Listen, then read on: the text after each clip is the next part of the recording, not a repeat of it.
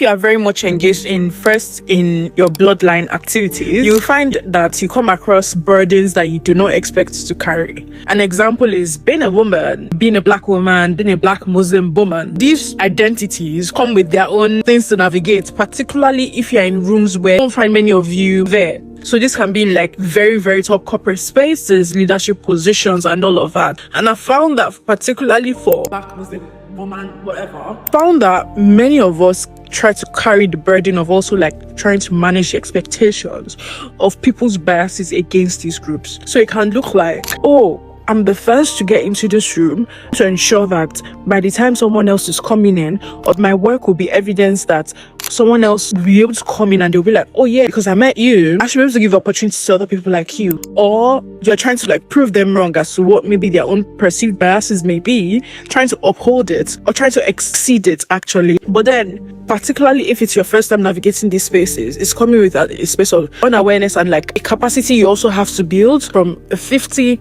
to 100 yourself in terms of knowledge, in terms of credibility and all of that good stuff. So you're trying to manage expectations, also trying to manage your own personal achievement level.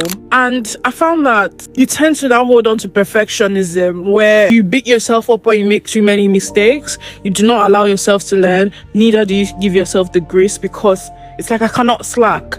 However, I found that if you let go and focus on building yourself and like giving yourself grace to actually grow, all of the biases and stuff and what people might think of you, you do not have control over. However, whatever the narrative of you would be secondary to after growing yourself. That would come as the second stage.